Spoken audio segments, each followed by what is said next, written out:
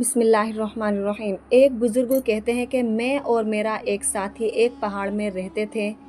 ہر وقت عبادت ہی میں مشغلہ تھا۔ میرے ساتھی کا گزر تو گھاس وغیرہ پر تھا اور میرے لیے حق تعالی شانو نے یہ انتظام فرما رکھا تھا کہ ایک ہرنی روزانہ آیا کرتی تھی اور میرے قریب آ کر ٹانگیں چیر کر کھڑی ہو جاتی۔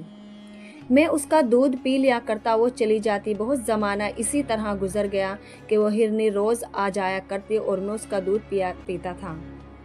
میرے ساتھی کے قیام کی جگہ اس پہاڑ میں مجھ سے دور تھی۔ ایک دن وہ میرے پاس آیا اور کہنے لگا کہ ایک قافلہ یہاں قریب آ کر ٹھہرا ہے، چلو قافلہ والوں کے پاس چلے، وہاں شاید کچھ دودھ اور اس کے علاوہ کچھ کھانے کی چیزیں میسر آ جائیں۔ میں نے اول تو بہت انکار کیا، لیکن جب اس نے بہت اصرار کیا تو میں بھی اس کے ساتھ ہو لیا۔ ہم دونوں قافلے میں پہنچے، ان لوگوں نے ہمیں کھانا کھلایا۔ ہم کھانے سے فارغ ہو کر اپنی اپنی جگہ واپس آ گئے۔ اس کے بعد میں ہمیشہ اس ہرنی کے وقت پر اس کا انتظار کیا کرتا، مگر اس کا آنا بند ہو گیا۔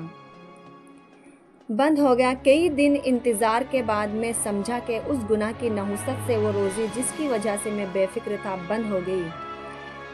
صاحب روز رحمۃ اللہ علیہ کہتے ہیں کہ بظاہر تین چیزیں اس میں گناہ کی تھی۔ ایک، جس توکل کو اختیار کر رکھا تھا اس کو چھوڑا۔ دوسرے، طمع کی اور اس روزی پر قناعت نہ کی جس کی وجہ سے بے فکری تھی۔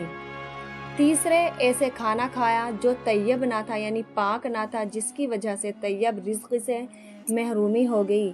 بڑی عبرت کا قصہ ہے۔ ہم لوگ بسا اوقات اپنی حرص طمع سے حق تعالی شانو کے انعامات سے محروم ہو جاتے ہیں۔ صورت کے اعتبار سے سوال کرنے پر اس وقت کچھ مل جاتا ہے، مگر اس کی نحوست سے اللہ تعالی شانو کے اس انعام سے محرومی ہو جاتی ہے جو بے طلب اور بے منت ملتا ہے۔